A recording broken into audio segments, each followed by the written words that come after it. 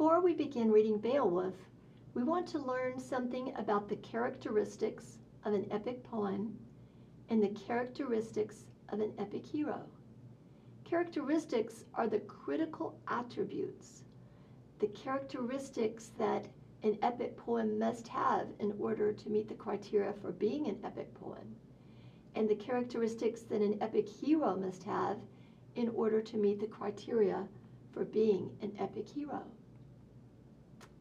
There are 8 primary characteristics of an epic poem. The first is that the story must center around the adventures of an epic hero. In Beowulf, the character Beowulf is the epic hero. In an epic poem, the setting must be vast, spanning many continents and many years.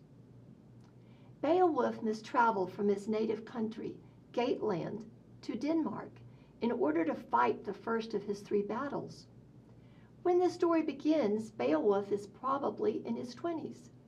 When it ends, Beowulf is likely about 90 years old. In an epic poem, one of the themes must be a battle between good and evil. In an epic poem, supernatural forces are involved. Beowulf will battle a monster named Grendel. He will battle Grendel's mother, and he will battle a dragon. In an epic poem, the fate of a nation rests on the hero's shoulders. In this poem, the entire future and existence of Denmark rests on Beowulf's ability to save Denmark from Grendel.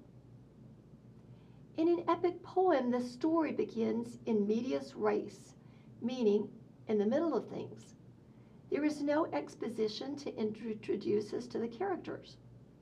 Beowulf begins like this: "A monster growled in pain."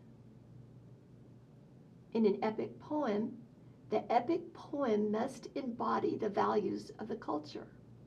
The Anglo-Saxons who invented the story of Beowulf valued a heroic code that included bravery, loyalty, honor, duty, and sacrifice. In an epic poem, a narrator uses formal, dignified language to tell the story.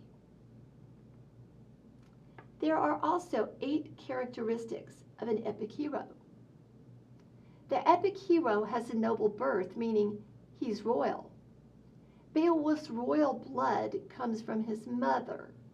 Beowulf's mother was the daughter of King Hrethel. Hrethel's son, King Hygelac, who was Beowulf's uncle, succeeded his father. The epic hero must have supernatural powers, strength, and courage. Beowulf has supernatural strength and courage, like he can even breathe underwater. An epic hero must already be a national hero. Beowulf's motivation for performing heroic deeds was that he wanted to achieve immortality. Because Beowulf was a pagan, he did not have a concept of eternal life or heaven. Beowulf believed that the only way he could achieve immortality was to become so rich and famous that people would continue to tell his story. As long as he was remembered, he would be alive. It seems to be working out for him. Beowulf's story continues to be told 1,500 years after it was created. The epic hero must be a decorated warrior. Beowulf boasts to King Hrothgar that he has been in many battles and always rises, dripping with my enemy's blood. The epic hero has the fate of a nation resting on his shoulders. Beowulf must save Denmark from the ravages of Grendel. The epic hero must travel a vast distance. Beowulf travels from Geatland to Denmark. And he's young, in his 20s when the story begins, in his 90s when it's over. The epic hero must battle supernatural forces. Beowulf battles 2 monsters, Grendel, Grendel's mother, and a dragon. The epic hero is humble. And at the very end of Beowulf, you will find evidence of how humble Beowulf was.